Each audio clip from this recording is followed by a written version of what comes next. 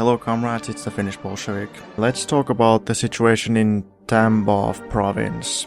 So Brovkin cites an article published in the Menshevik-SR's newspaper, which claims that in the Soviet elections of Tambov in April 1918, the Bolsheviks, Mensheviks and SRs tied, each having roughly the same amount of votes, though he doesn't say anything about the left SRs. However, the left SRs everywhere supported the Bolsheviks in elections.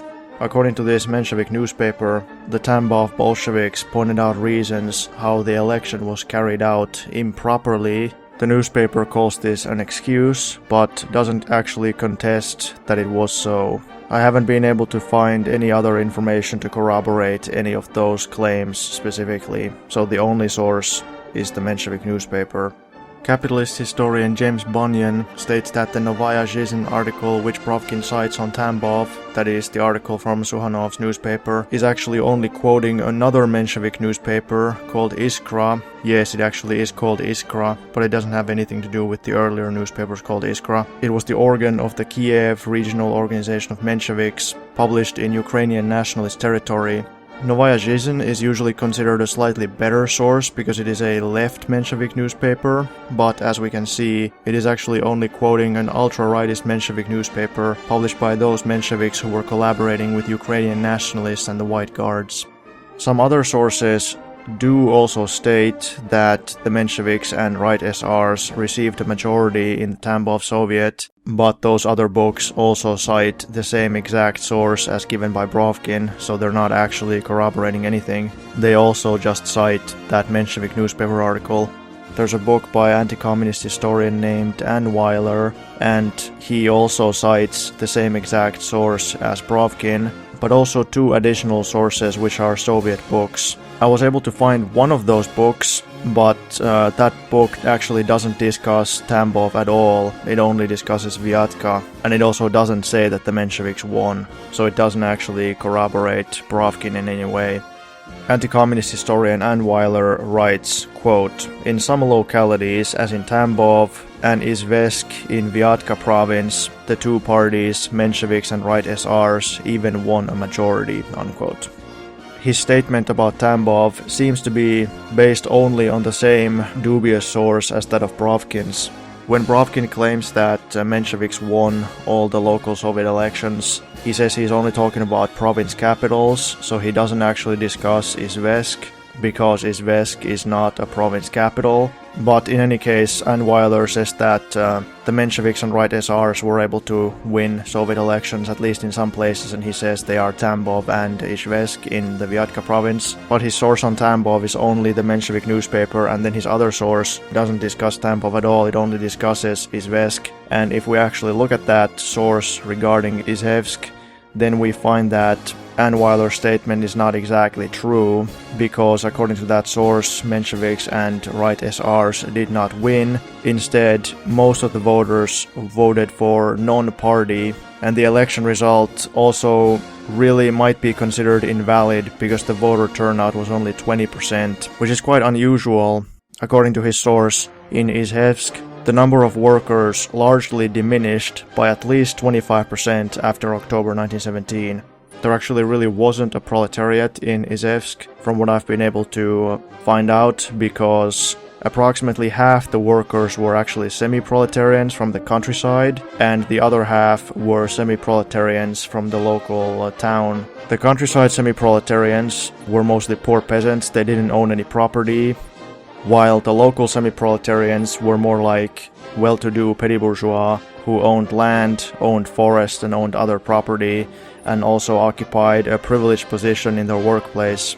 Due to migration, the scale later tipped in favor of the petty bourgeois element because the poorer migrant workers left, but then in the end the Soviet was elected with only 20% of the workers voting, and most voted for non-party. So it seemed quite inconclusive. As a result, the communists said that new elections should be carried out, but before that happened, a White Guard revolt broke out.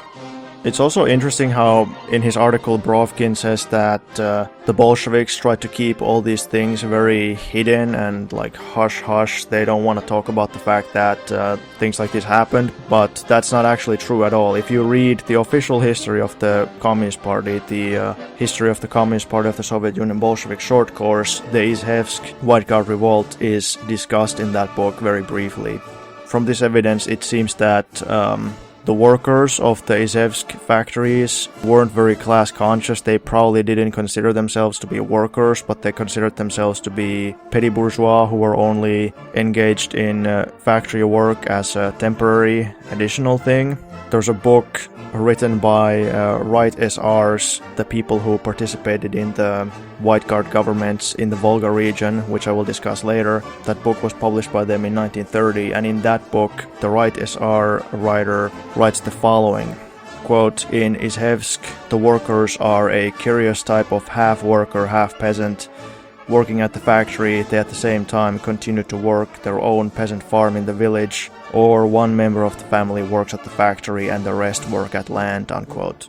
And Izhevsk really is a special case anyway. It's really not representative of anything, and it's way too complicated, so I will have to make a separate video about it at some later time. But in any case, Anweiler had claimed that in some localities, but not all, and certainly not in most, the Mensheviks and right SRs had won some Soviet elections. Now, I would be completely willing to accept that in some places they probably did. You know, Soviet Russia was a big country, but even in these two examples that Anweiler gives, the claim is either proven wrong or is unverified. Brovkin also cites a book from the Brezhnev era from the Soviet Union, which, according to him, states that in Tambov the Soviet was behind SR and Menshevik counter-revolutionary forces, but it doesn't clearly state that the Mensheviks and SRs had majority of deputies or had won elections. And the book also seems a little unreliable because it doesn't even mention that the election result was called into question or any of those things. The book is not inherently trustworthy, but it would seem that it is certainly the best proof that exists for the Menshevik support in Tambov.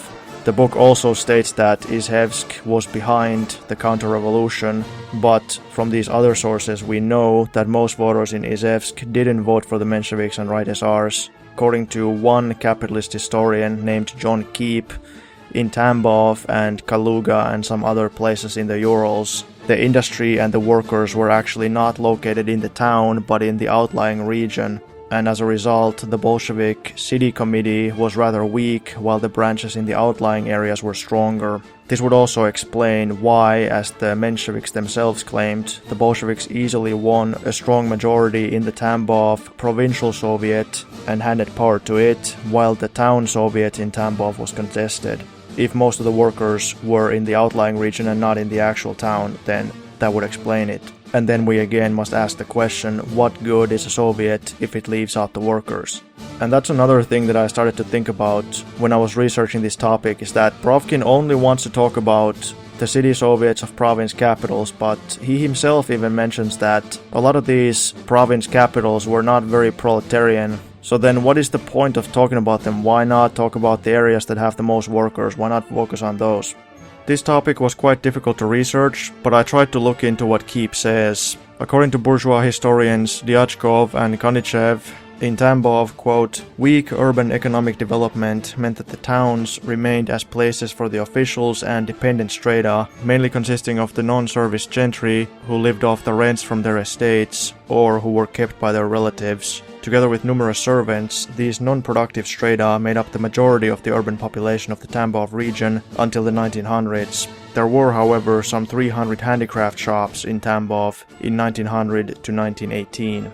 The regional urban economy was not able to absorb the extra rural population. The towns existed primarily as administrative, political, and not as economic centers. The censuses of 1890 and 1917 showed that the need was mainly for servants, etc. A study of the Tambov social structure based on the primary sources showed that only a few hundred peasants found employment in the regional center as craftsmen, tradesmen, or low-ranking civil servants, unquote. Meaning that even though there was rural unemployment, peasants were going bankrupt and they needed to find a job, there weren't any factory jobs or industrial jobs in the city of Tambov, so they couldn't go to Tambov city and become proletarians, they had to go somewhere else. Only a small number of them went to Tambov city and became petty bourgeois or semi-proletarian. This information strongly points to there being very few workers within the area of the Tambov city Soviet.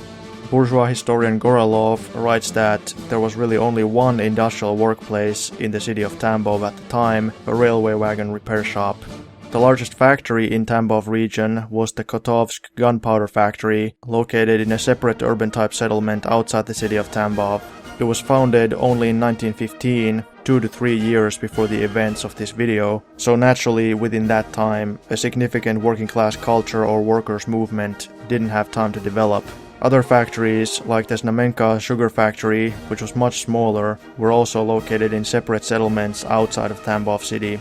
According to Zemstvo statistics, in the late 1800s and early 1900s, there were 14,000 workers in the whole Tambov gubernia, and out of those, only 2,000 or less of them in the Tambov city itself. Additionally, there were 30,000 agricultural proletarians in the gubernia working in the countryside, and there were also mines, for example in Morshansk, 100 kilometers outside of Tambov city, in which apparently mostly seasonal workers and semi-proletarians, who are not included in the other figures, worked. I don't know the number of these mine workers, but there were more than 100,000 peasants in the Tambov gubernia who participated in various kinds of seasonal work, fishing, beekeeping, handicrafts, and also mining. The total population of Tambov gubernia was more than 3 million at the time. It was predominantly an agricultural region and had an exceptionally high concentration of rich capitalist farmers. Quote, "The peculiarity of socio-economic development in Tambov province was that in the first years of Soviet power there remained a high percentage of the wealthy peasantry, hostile to the state of the dictatorship of the proletariat. The average percentage of gulag farms in some counties in 1920 was up to 14%. It is not surprising that in the Tambov region for a long time there was a strong organization of the Social Revolutionary Party, or Right SR, based on the wealthy peasantry, and this had specific consequences for the political development of the province after the October Revolution. All actions of the Soviet authorities in the villages met with hidden or blatant resistance of the social revolutionaries and that part of the peasantry who followed them." Unquote. Just like Dyatchkov and Kanitschev said, there was only little industry and few workers, and the majority of the workers were really handicraftsmen or working in small workshops instead of factories. The most important role was played by smaller enterprises processing agricultural goods. Quote, "The level of industrial development in Tambov gubernia was low. Of the 8,000 enterprises, and this is in the whole gubernia, not in the city, only 15 employed 500 or more people. The overwhelming majority of workers were employed in small enterprises, most of which were of an artisanal nature. The food industry played a dominant role: distillation, beet sugar and molasses factories, oil presses, mills, etc. The state and location of industry determined and affected both the numerical and qualitative composition of the proletariat of the province, and besides, its insignificant numbers were sharply reduced due to military mobilizations and promotion to party and Soviet work, and the replenishments came from unconscious elements, wandering migrants from the village. This contributed to the strengthening of petty bourgeois influence on the workers of Tambov gubernia." Unquote. So we see some of the common themes that took place in many other places. The fact that the poorest workers have to abandon the city and go back to the countryside in search of food, so that the proportion of wealthier and more conservative workers in the cities increases. The fact that the most radical and conscious workers are recruited into party work, and also the fact that huge numbers of workers in general, but especially the organized and class-conscious elements, are mobilized into the army and have to leave the area. As a result, the number of workers diminishes even further, and the replacements for those more radical and class-conscious workers who leave, the replacements are either totally politically inexperienced and relatively ignorant peasants from the villages, or they are petty bourgeois or even capitalists who have gone bankrupt and have just turned into workers. Those kinds of people served as a basis for the Mensheviks and Right SRs to keep operating, although they were not a very solid foundation. According to anti-communist historian Delano Dugarm, Quote, most central Russian provinces had communist governments by the end of November 1917, but Tambov suffered from a weak, disorganized Bolshevik organization and strong SR representation, unquote. And according to him, the Tambov party organization and Cheka were also infiltrated by class enemies, corrupt people, and by a gang of criminals, as they were described. And several corrupt members of the Cheka actually died resisting arrest by Bolshevik authorities. Dugarm pretty much confirms what this Soviet source says. It writes, quote, local communist forces were weak, class alien elements penetrated the party ranks. Some village cells sometimes consisted entirely of former SRs and anarchists, among whom were people who had joined the Bolsheviks in order to carry out subversive work from within, unquote. Obviously a lot of SRs and anarchists completely genuinely wanted to abandon their previous views and join the communists, but when that was the case, they weren't necessarily very good communists. They didn't necessarily understand communism very well. So if there were party organizations that had a lot of these people in them, they were probably relatively weak party organizations. And as was pointed out, some of these party organizations were infiltrated by class enemies. So although there is no strong proof that the Mensheviks had any kind of strong support in Tambov, the evidence does seem to indicate that the Bolsheviks also had a difficult time and the Bolshevik organization was weaker in Tambov than in other places. According to that Menshevik newspaper I mentioned earlier, the election in Tambov was highly contested, and just like in Yaroslavl, there were all kinds of clashes and riots before it. Brovkin claims that the Bolsheviks were simply being tyrannical and that all their actions were unjustified, and that the Mensheviks surely wouldn't support any kind of white guard uprising. But by this point, the Mensheviks had already supported the White General Kaledin's and Krasnov's coup attempts, supported the officer rebellion in Moscow, had invited British invasion troops to Arkhangelsk and Murmansk, had joined in a huge uprising with the Czechoslovak troops backed by the Entente, and were also waging violent agitation and riots everywhere. But without any kind of shame, Brovkin then claims that the Bolsheviks unjustifiably declared martial law in Tambov, and then right after he says that a White Guard revolt immediately began. Brovkin writes that in Tambov, quote, on June 14th the Bolsheviks declared martial law, and on June 17th an uprising broke out. The disbanded City Duma, that is the Kerensky-era city government, was assembled, and some socialists, by which he means Mensheviks and right SRs, were already celebrating an easy victory. However, real power in the city during these 3 days belonged not to the Duma, but rather to the White General Bogdanov and his detachment of officers, unquote. So again, they organize all kinds of riots and disturbances. They threaten to start some kind of uprising, then as a response martial law is declared, and then they start the uprising. The martial law was clearly a rational response to the White Guard plot, which was being prepared and which had already been launched in various other regions, and it wasn't any kind of unjustified tyranny, let alone some kind of coincidence. That's another thing, like, if this was all a coincidence, where do these white officers just come from? Do they just appear out of thin air? No, they were there because it was planned. This uprising, just like the Kostroma uprising, was part of the whole series of uprisings organized by Savinkov's organization to take place simultaneously with the Yaroslav uprising. Pravda wrote on June 22, 1918, quote, according to the information received by the Extraordinary Commission to Fight Counter-Revolution, the unsuccessful attempt to overthrow Soviet rule in the city of Tambov was started and carried on under the direction of SRs of the right, the lackeys of the bourgeoisie, crying at every crossroad about the submission of Soviets to the Germans, everywhere and continually interfered with the creation of a powerful revolutionary Red Army.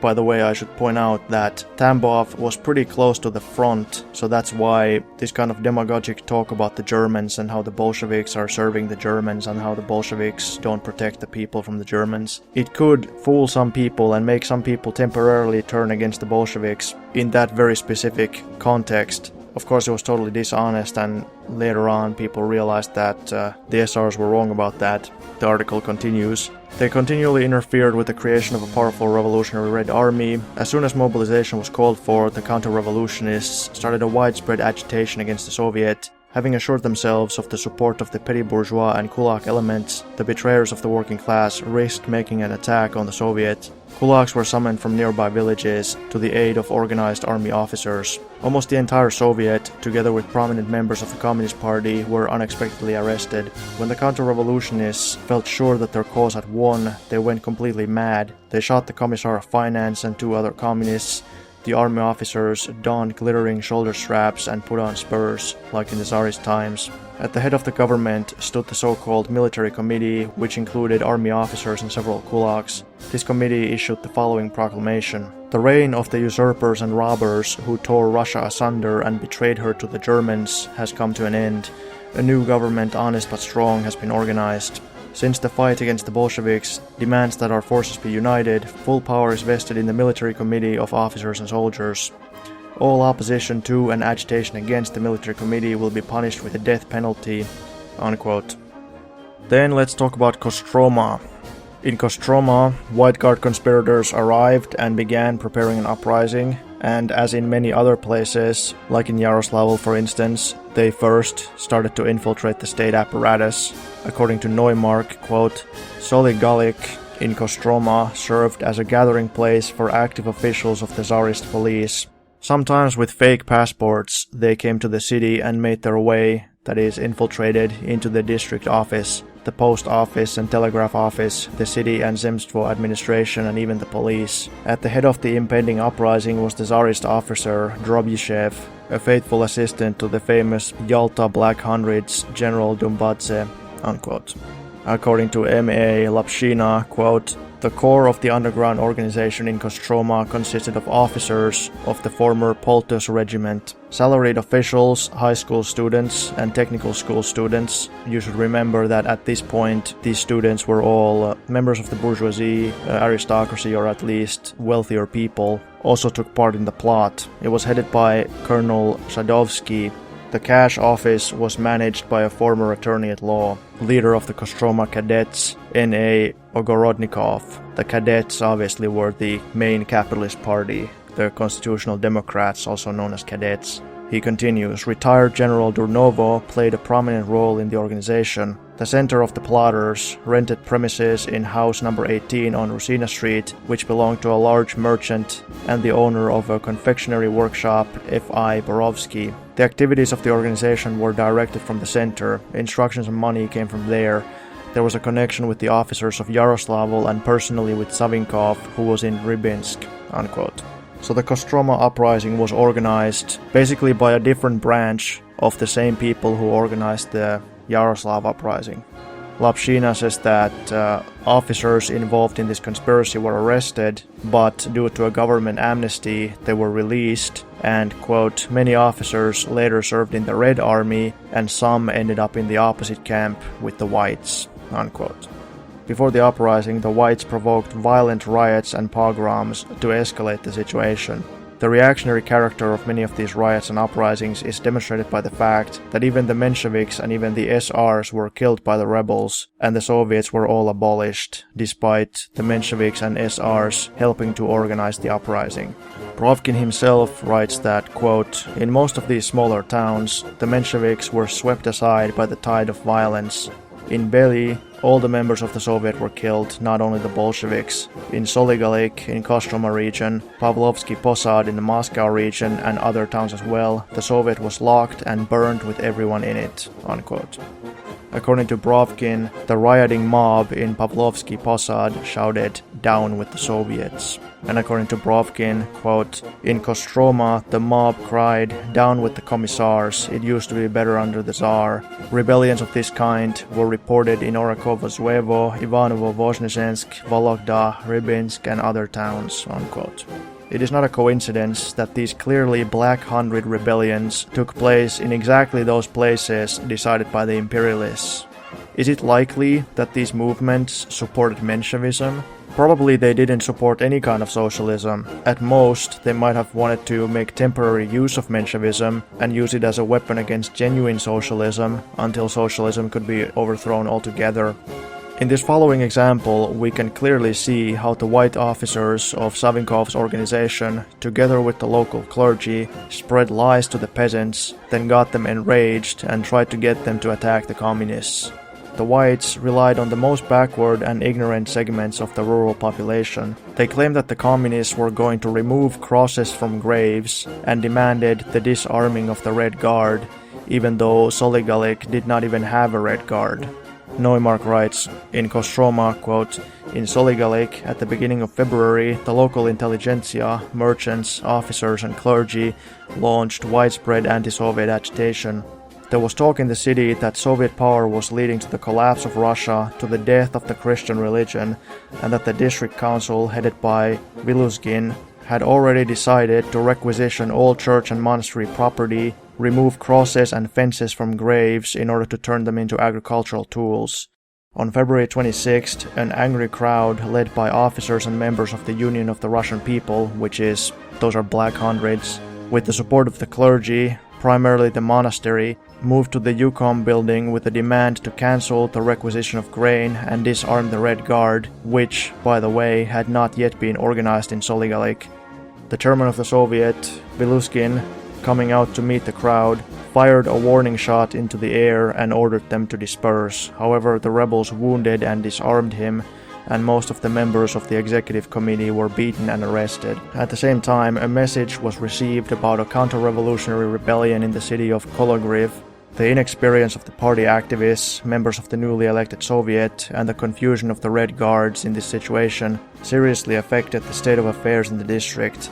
The Kologriv Mensheviks and socialist revolutionaries, with the support of the local intelligentsia, officers, high school students and former gendarmes, disarmed the Red Guard detachment in the barracks, seized the armory, arrested and beat the members of the district Soviet. Detachments of working Red Guards from Kostroma and Galik came to the aid of the Kologriv Bolsheviks, who eliminated the unrest in the district without bloodshed. In the province, in May to June 1918, the Central Committee of the Socialist Revolutionary Party sends provocateurs to Kostroma to organize subversive work, who establish contact with the local Mensheviks and right-wing social revolutionaries. To join forces in May, they entered into an alliance with the illegal Society for the Salvation of Russia. That is Savinkov's organization, which was in constant contact with similar organizations and in many cities of central Russia. At the beginning of June, they provoked the kulaks of the Kostroma district to a quote-unquote peasant march under the slogans of free trade and the abolition of the grain monopoly. But the situation was complicated by the fact that in the spring and summer in several volos and districts, the Soviets were led by village rich people under the guise of being left socialist revolutionaries. Thus, in the village of Shunga, Kostroma district, the kulaks dispersed the village Soviet and elected a headman instead. On May 23rd, kulaks, right-wing social revolutionaries under the slogan "Down with the Soviet power and the grain monopoly," tried to organize a rally in the central square of Kostroma, also demanding the disarming of worker squads and city police. On May 26, the workers of the fighting squads of the Kostroma factories, the apparatus of the provincial and city police, having heard the message of N.K. Kozlov and G.A. Borychenkov about the counter-revolutionary uprising in Kostroma, vowed as one to stand up for the defense of Soviet power and demanded that the Kostroma Military Revolutionary Committee arrest the Menshevik leader A. Dyatchkov. In mid-June 1918, Kostroma found itself at the center of events organized by the leader of the right socialist revolutionaries, Boris Savinkov, with the support of the Anglo-French imperialists. According to their plan, an Anglo-French landing force was landed in Arkhangelsk. The left SRs wanted to support this invasion with an armed uprising in order to occupy the upper Volga with the help of a French landing. I believe that is referring to the Muraviev insurrection. Thus, from the upper Volga, the road was opened for an invasion of Moscow. Shortly before the Yaroslavl uprising, anti-Soviet officers began to arrive in Kostroma. On the streets, squares and restaurants, they behaved extremely defiantly without hiding their hostility to Soviet power. As a result of the Yaroslavl events, martial law was declared in Kostroma. The autumn of 1918 was especially alarming in Kostroma when kulak uprisings broke out in Urensky region. In this prosperous region, in the east of the Kostroma province, kulaks and officers resisted food detachments and incited the population to mass riots on the occasion of grain accounting. Mistakes by the district and Volost executive committees aggravated the situation. The bribed commission did not take any measures to combat grain speculation, which in the summer of 1918 reached unprecedented proportions, or against moonshine. Finally, the Volost Soviet took away grain indiscriminately from the middle peasants and kulaks without observing the norms, without organizing a record of it when sending it to the district. As it turned out later, the chairman of the Urensky Executive Committee, Rekalov, and the Volost Commissar Lebedev made crude threats and assaults, turning grain accounting into ordinary robbery. These mistakes caused the spread of anti-Soviet sentiments and plunged the broad peasant masses into a counter-revolutionary uprising. True, some villages, even in these conditions, joined counter-revolution only after punitive expeditions of the rebels forced them to. The right bank Volosts refused to join the rebels. On August 26th, a group of White Guard officers came to the leaders of the uprising. Together they killed the surviving members of the Soviet and their families. Subsequently, they decided to cut the railway at the Sharia station and move their forces to the southeast to the Kazan region to connect with the White Czechs." Unquote. In Kostroma's Makarievsky district, Bolshevik Commissar Galkin called a village meeting. The rebels arrested him, but, quote, Galkin, seeing that among the rebels the majority of the peasants were deceived by their kulaks, explained to them the senselessness of counter-revolutionary actions and warned them that if they did not voluntarily lay down their arms, they would still be defeated. Despite the threats of their leaders, the peasants put the question of further resistance to a vote, and by majority vote ended the uprising and freed the Commissar and his assistants, unquote. Brovkin writes that, quote, "On May 23rd, at a mass rally, a Menshevik speaker blamed the Bolshevik Executive Committee for the breakdown of the provision and supply mechanism. Famine was no longer a threat, it was a reality. Bread riots flared up in the neighboring towns," unquote. Menshevik and right SR propaganda claimed that the October Revolution did not give either bread or peace, according to Lapshina, and they tried to raise a revolt among the peasants under these demagogic slanders. But their dishonesty is blatant, because notice that the accusation doesn't say the Socialist Revolution didn't give land, because after all the Bolshevik slogan was peace, bread and land. They said, oh, but it didn't give peace or bread, because it was known to everybody that the revolution did give land. The land, together with the peace, were supposed to provide the bread. If they have the land and if they have peace, they're able to farm and then you get food.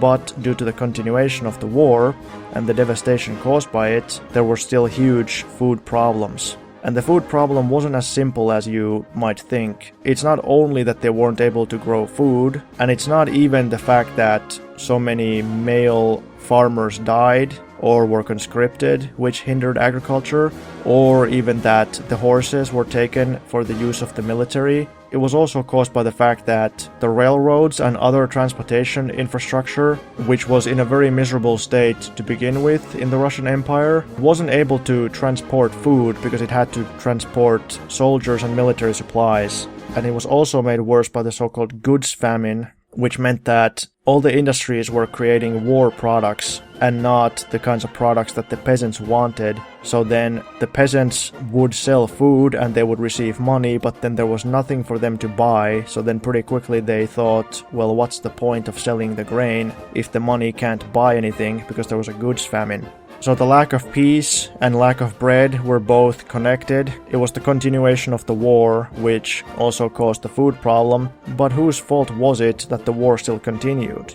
The right-wing forces were the ones who launched a civil war against the Bolsheviks and asked for foreign armies to invade and help them. And while the right SRs simultaneously blamed the Bolsheviks for the war, they also attacked the Bolsheviks for signing the peace with Germany, which ended Russia's involvement in World War I. So no matter what they did, they would get attacked for it. The Bolsheviks had delivered the land, and the Bolsheviks had ended the country's participation in the World War. It was not their fault that the foreign imperialists then still invaded them on behalf of the white generals who launched the foreign interventionist civil war. And further, the Mensheviks and right SRs themselves, when they were in power, had refused to give peasants the land, had been unable to solve the food problem, and had wanted to continue fighting the World War, in the words of Kerensky and the capitalist minister Milyukov, war to a finish. So they wanted to keep fighting until they win. And many Mensheviks also supported this slogan, and even the rest of them said that they should keep fighting for various other reasons, such as defending democracy from the Kaiser or something. So these same problems would have been equally bad, or let's be real, they would have been much worse under the Mensheviks and the right SRs. So even if they were able to fool some people into not realizing it, it was only deception. This episode was another one about regions where the Bolsheviks really were in a relatively weaker situation, and also where there isn't really great information available. But in the next episode and the ones after that, I will show much more clearly how the Bolsheviks enjoyed majority support in most places across the country, and I will also have some exact election results to show finally. Thanks for watching, see you next time. If you want to support me on Patreon, you can find the link to my Patreon in the description. You can also find links to my Discord, my blog, an email where you can message me, etc, etc.